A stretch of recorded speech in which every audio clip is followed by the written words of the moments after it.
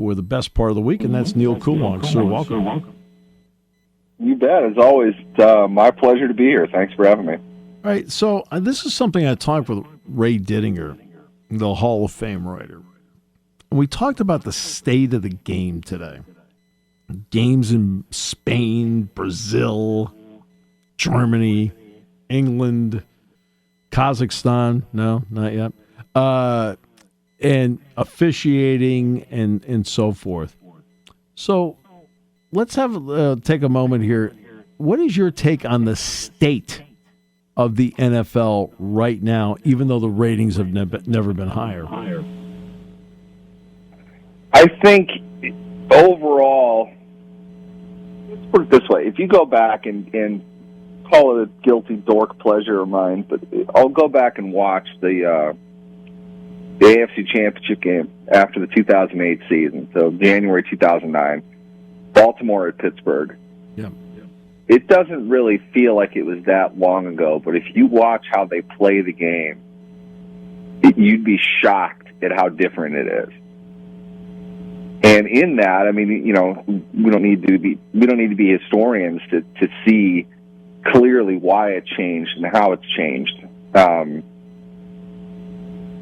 The NFL has had to recreate a large part of the game while keeping the shell intact. Now, what you'll hear a lot of them say, it's basketball on grass, and to some extent, you can understand why people are saying that. I don't want to say a lack of contact. You and I have discussed this a lot. If you've ever been on a sideline, it's not a lack of contact. No, okay, no.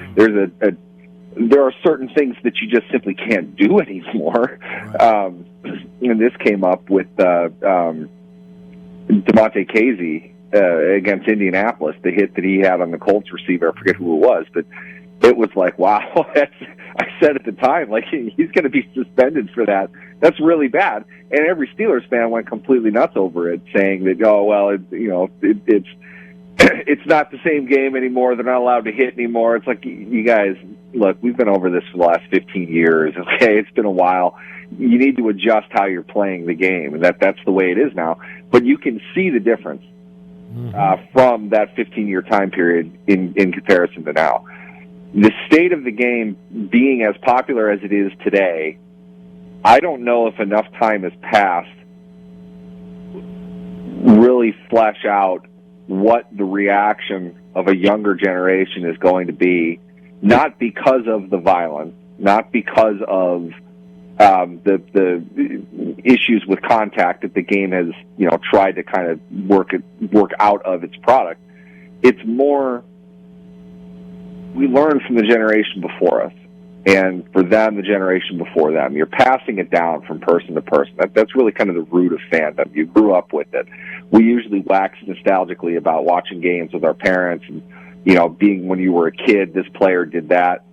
I wonder how much of that sort of false glory, if you want to call it that heroism exists in the younger generation today. I'm sure there will be some. My daughter goes to school with kids that are wearing Patrick Mahomes jerseys, Lamar Jackson jerseys, things like that. You see it. I don't know how it's going to be in the next generation. I don't know how much more it's going to be passed down for a variety of reasons. The future of anything is bleak, in my opinion. So for the game to keep up, it has to reach out to new markets. It's got to continue to reinvent itself, to remarket itself for other groups, other demographics that are going to invariably change. You can't rely on what works today, what happens today. But to the NFL's credit, I think in changing the game and in keeping up with a surge in technological influence, they've done a good job staying at the top, staying in the spotlight, weathering the storms that are going to come with any, major American organization that's in the spotlight as intensely as the NFL is. So I think there's not an issue for the foreseeable future, but you do wonder if there's not another 15-year period of significant change. I wonder what the game will continue to look like once the next generation gets in. You see it now, not to be the old guy, but You see it in how they're playing and how they're tackling, or I should say not tackling. It makes you wonder how much more contact they can really take out of the game before it becomes, flag, which, to be honest, is another product that the league is really pushing now. It makes you kind of wonder if this is not setting up for future generations. They just eliminate tackling completely and just play flag. Things like that, it shows that they're aware that there is a future issue. They are exploring what their image is going to look like to the next generation. I will say this, though, about football, whether it's the college game or the pro game, and I know because Jack Ham has said to me once, he said to me 30 times, he says, "Gee, Steve, I don't know how you tackle in today's game, compared to when he played." But I also feel that the game is, because it's so popular, is a target for some people. And because it's a target, I feel like they've adapted in certain ways because they're trying to save and preserve the game. And I do give them credit for that. I would agree. Two things with that. One, if the players, quote unquote, know how to tackle either. I mean, at a literal level, they can do it, but there are situations in which it's going to be one thing or the other. And if they choose to go high, hit the guy in the head, they're going to pay for it. Yeah. If they choose to go low, there's a good potential of a significant injury. And at an ethical level, the players don't really like that either. That's right. And we're going to hear them say, I don't know what to do. That's usually what they land on. My opinion, is a league that was built by, and it's regulated by defense attorneys. They're not interested in finding an answer. They are interested in finding somebody else to blame. Right. And if they can put that on the players, they will. That's what they're doing. This is the result of years of negligence, things that they're culpable for that they don't want to have to pay for today. Yep. Sins of our fathers and all that. I see the message they're sending more as long as we could tell a judge and a jury, these are the steps that we took to make what's inherently a dangerous game, an inherently violent game, as reasonably safe as we could make it. Mm-hmm. We find them when they hit guys like this. Image issues that people are seeing, we're trying to take this out of the game. They're not going to say, we're responsible because this game is violent, and we're putting it out for the hundreds of millions of people to watch. It's more, we don't really care so much. We just want to make sure we can't be found legally liable for a lot of this. And it's worked to this point. It's gotten them out of, significant punishment as far as class action suits go. They've been able to manipulate's probably the wrong word. They've been able to negotiate in the CBA through kind of interesting tactics, ways to write off any liability that they might have. Very political, very legal. I don't want to call it shady, but they clearly have intent of washing their hands of any responsibility of the product that they put out. So at the ground level, what we're really talking about is the instantaneous bang, bang hits on the field. I will say this, though, and I would be curious what Jack would say in response to it. There are some that I see that are just more examples of laziness than sheepness. Yes, he brings that up. You've got to hit him lower than that. Yeah. You can't go like that into his head, and you need to know that by now. Your generation now, the 22, 23, 24-year-olds grew up only with this NFL. They don't know what it was like when James Harrison was just coming out and destroying people on the field. Right. They didn't see that firsthand. A lot of it is sloppiness and poor technique, and that splinters off into another issue. Getting into the college side of things, how much are they really teaching? Do they have the time to really go over technique when you have the 5-star player that has his choice of 800 colleges across the country? He wants to go to yours because he's going to get on the field right away. He may not know what he's doing, but he's a great athlete, and the clock is ticking now. They might not even have him longer than a year anymore, let alone 3 until he's going to go pro. So I don't know if they get proper instruction. And it seems like there are a lot of defensive players who are out there that can mirror a guy perfectly down the field, but have no clue what they're doing on, coming up to support the run. They don't know how to tackle. They don't know how to wrap up. They're not sure what to do with their bodies. And a lot of that just looks simply like they haven't really been taught. And I don't mean that literally. It's just that they weren't grounded in it. They didn't have to go through fundamental work because they're doing things that are going to get them into the NFL, not a better football player when they're 19 years old. Well, and Jack has he'll talk about technique. He says, you got to wrap. You got to wrap a guy up. You just can't throw your shoulder in there. And he talks about that all the time. Because that's proper technique. That's not too high, too low. It's wrap and take to the ground. What have you thought about Let's go ahead, Neal. Sorry. If your mentality is to wrap up, you're naturally going after the waist. You're not going to chin strap the guy, and you're not looking to take his knee out. You can wrap up the waist, and if that's your mentality, getting your arms around the guy. But what they teach primarily is dislodge the ball. Then they're not going in with their shoulder looking to get their arms around the guy as much as they are looking to punch it out. And if you miss or it doesn't work, which it often doesn't, you see him slip away, and it's poor technique. It's poor form.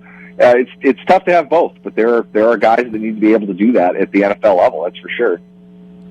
What have you thought about the officiating this year? It's finally done, and Sunday's game was fine, but what did you feel about the overall officiating of the game at this stage? Here's the least popular opinion you're going to get on this show. I really don't think NFL officiating is that bad. Mm-hmm. And here's why. They don't get to make decisions on what happened based on what we see in replay, what we are almost crowdfunding opinions in social media, creating the outrage. We are hyper focused on officiating because in many ways, I might argue, just very simply, we can see the game better than they can for where they are. Yep. In a lot of cases, that's true.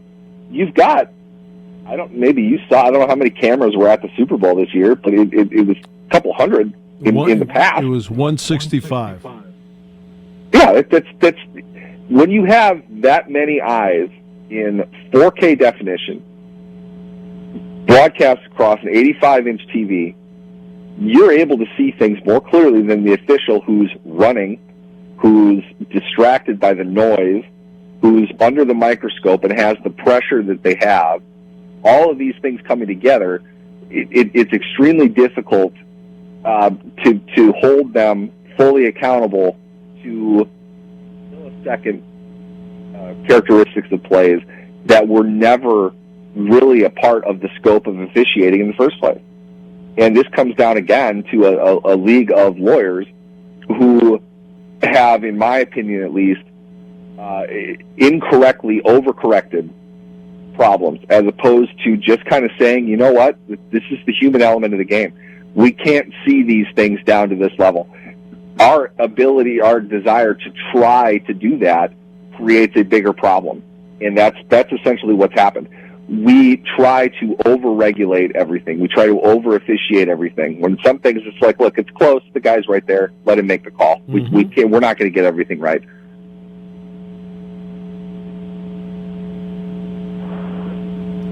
I will bring up this because we're getting down to the stage where it's going to be the combines, pro days, and so forth.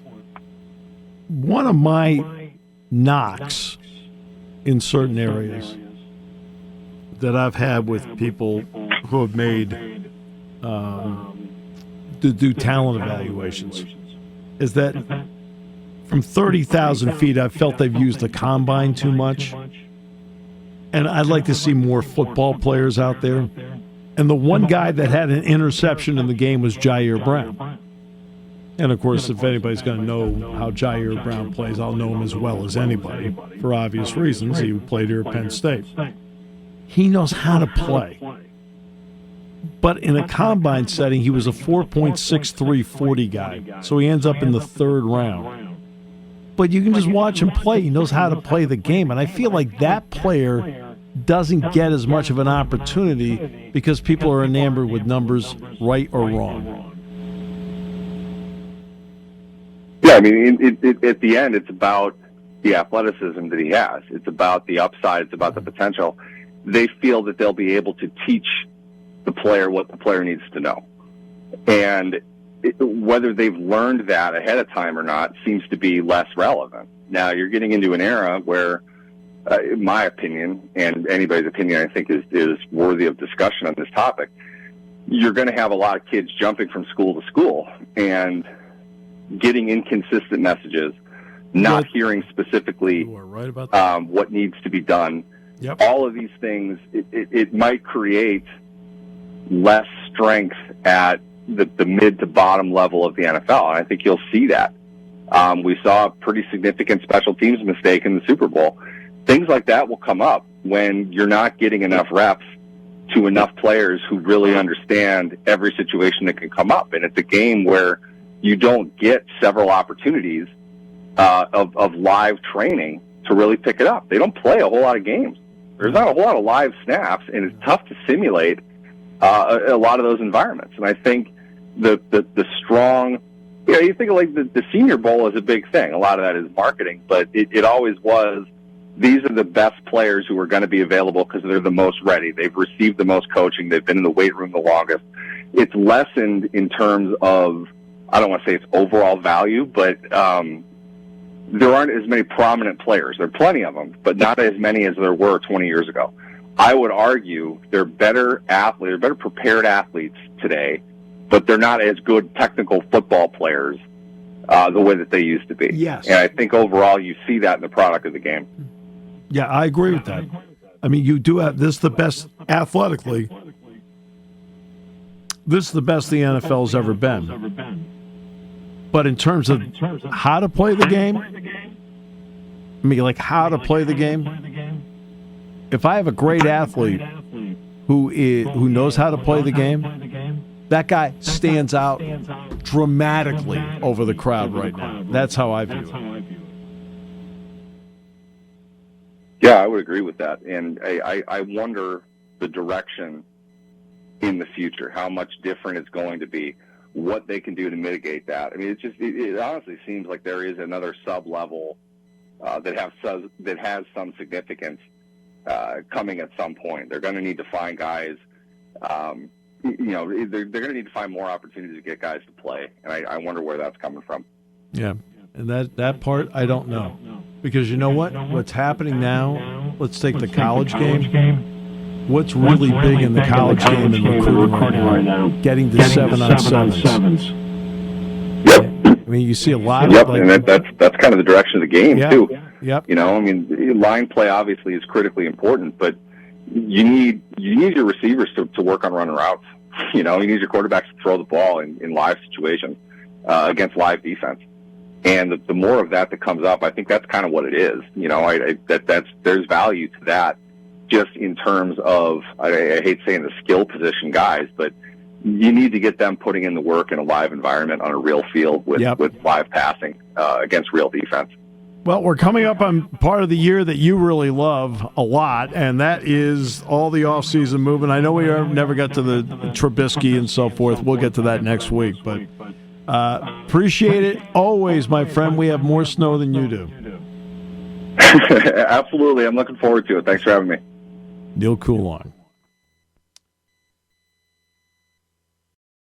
Daytona 500 on Fox on Sunday afternoon. Yeah, it should be terrific, obviously. Now, when you get to the start of a new season, vehicles, rules, things like that, does that make for a little bit of mystery even on your part, as much as you know about the sport, because it is the first real time out? Absolutely. Not just because they haven't been raced in a few months, except for a little bit at the Clash, but you talk about drivers working with new crew chiefs, drivers working with new spotters, the people who stand on the roof of the suites, helping guide them through the race.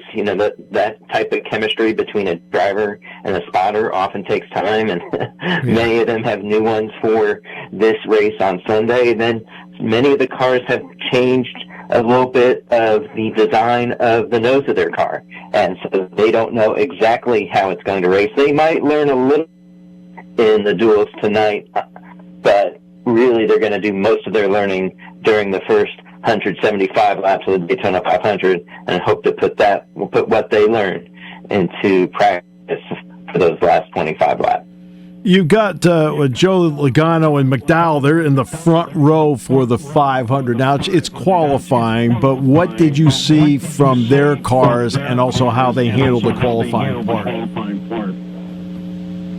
I saw their cars being fast, and maybe a little bit of a surprise because Hendrick-powered engines and Chevrolets have won the last 9 poles for the Daytona 500, but they certainly look good.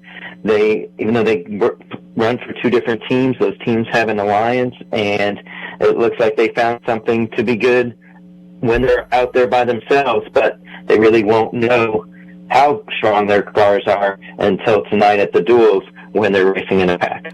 How interested are you in the marriage between crew chief and driver of the new ones? Which ones, to you, want to see if they click right away or not? I think the most intriguing one is Josh Berry, a rookie who replaced Kevin Harvick, working with a veteran crew chief in Rodney Childers, who was Harvick's crew chief, who has won many, many, many races. Childers is known as one of the smartest crew chiefs in the garage, and he was a former driver himself, a former short track driver, which is the roots for his new driver, Josh Berry. So really interested to see how they work together. There's a lot of hope that kind of their common roots will pay dividends right away. Was there a breakup in the offseason that surprised you? Not too much. I think the biggest break that surprised us in the offseason, but was announced way before, is the fact that Jimmy Johnson's Legacy Motor Club moved from Chevrolet to Toyota. And Jimmy Johnson won all his races in a Chevrolet, and now he'll be out there in these duels tonight in Toyota trying to make the Daytona 500. So to see that organization with drivers Eric Jones, John Hunter Nemechek, and Johnson driving a part-time schedule in Toyota is still a little bit different, still a little bit weird to see. Give us an idea on any subtle changes that have been made to the cars or rules that they have to follow this time that maybe they didn't have to follow a year ago. Yeah, the Fords and Toyotas both have new noses. And you say, well, what's the big deal about, a little change to the nose of the car? But in Daytona, being fast is being able to push the car in front of you, or if you're out front, to get a push from the car behind you. And it's important to get the best push. You need to have these noses and bumpers line up well. And the changes to the Fords look like maybe they don't line up as well, in hopes of running better at other tracks, but maybe not to be as good at Daytona. So I think that's what everybody will be looking for tonight. All right, so I want to talk about the track itself. Every track has its own personality. What's always been the personality, in your opinion, of the Daytona International Raceway? Fast and dangerous. That's Daytona. They run in packs because they have to slow the cars down, because they drove on this 36-degree banking with engines at full horsepower. They just fly right off of it. So they run in packs. When one car gets loose, you can have big wrecks. There's not a lot of time for drivers to react, and the best way to stay out front is to block the driver behind you and block the driver who's trying to make a move to the outside of you. And every time you make that move, you're making it by inches as far as trying to avoid causing a wreck. So that, to me, this is one of those races where you watch, and it is exciting to watch, but there is a pit in your stomach the entire time that there could be a big crash at any moment. In the days of Richard Petty, Cale Yarborough, David Pearson, the Allisons and so forth, you ran 500 miles. Now they do the race in stages. They've done this for a few years now, and you've watched it for a few years. Do you like it, or would you rather see them just go 500 miles? I I personally, NASCAR awards points at the end of the stages, so it creates drama throughout the race. It gives the drivers something to race for in the first third of a race, in the second third of a race, and it never appears that they're just logging laps, because there's always something on the line. So some people don't like the fact that the caution comes out, but it certainly at the end of the stage, but it certainly gives time for broadcast partners that air commercials that they know are going to be under yellow. And I'd like to be able to go get a snack or use the restroom. it provides that too. What have the fans, though, told you? Because in the end, this is done for the fans. Do they like it?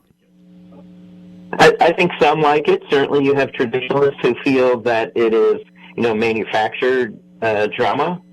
But again, I think it's not traditional. It's something that, if you've been watching races for 20 years, it's, almost blasphemous. But, if you're a fan who likes this, the frustrating part about a 500-mile race is sometimes that can be a 500-mile race. And it takes a while for you to feel like that there's something on the line. And this does provide that, it provides that drama and that urgency earlier in a race than before. Okay, so now this is, NASCAR starts with the Super Bowl and then works its way through the season. Give me like 3 or 4 drivers you're really interested to see how their season long-term plays out. Well, I think first you look at Chase Elliott, sport's most popular driver. Yep. Missed 7 races last year, 6 because of a broken leg and 1 because of a suspension. Didn't make the playoffs.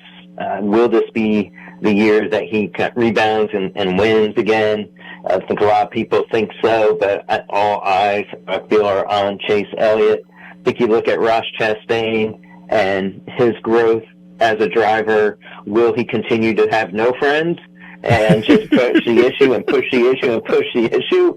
Or will he pick and choose his battles maybe a little bit more? And then the other driver I'm looking at is Bubba Wallace. Strong top 10 in points last year, but still kind of seeks some more consistency when it comes to running up front and winning.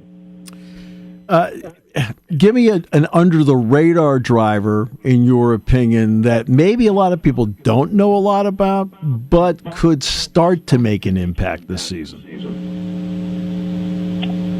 That's a great question, and I would, I think the driver that you would think maybe for that one would be Chase Briscoe. Okay. And Stewart Haas, he's the only driver now at Stewart Haas Racing with a Cup win. He has 1. That's their total among their 4 drivers now that Kevin Harvick has retired and Eric Almirola has gone to a part-time Xfinity schedule. He is kind of the leader at Stewart Haas Racing. They're a team that's coming off not a very good year, and Chase Briscoe has always been one that you felt like has had potential and maybe just needed those few years before he could really know exactly what he wants in this car. But he's got to show it this year, and I think a lot of people will be interested to see if some of his, more of that potential actually results in finishes in the top 10. Let me give you an interesting one, I think, and that's about Joe Gibbs and Joe Gibbs Racing. We all know the tremendous success he had in winning 3 Super Bowls with Washington. And then they transition into this. What has made him successful at this level in a sport where nobody would have assumed that 30 years ago when he was a head football coach? Well, Joe Gibbs is successful because he's Joe Gibbs, and what I mean by that is, first off, he can get sponsors because not too many team owners can go to a meeting to close a deal with a sponsor and say, "Hey, do you want to put on my Super Bowl ring and see what it feels like and looks like?" That can seal a deal. And what made him a great coach is the same thing that makes him a great owner, in the sense of he knows how to deal with people. He knows that he has incredible ability to understand the balance between letting his drivers be themselves and knowing when you've got to call the driver into the office and say, hey, let's do it this way, or let's try it this way, or we really need to do this. And so he has that great relationship with his drivers and his crew that he knows when he needs to show his leadership and when to let them be them. And I think Sheldon Creed's going to be one of his drivers this year, right? Yep, he's going to be one of those in the Xfinity Series. Yep, sounds great. Hey, thanks so much. Appreciate it, Bob. By the way, your pick to win is? Denny Hamlin. That's a solid one. Appreciate it, Bob. Always a pleasure. Number 4. Yep, that's right. Thanks, Bob.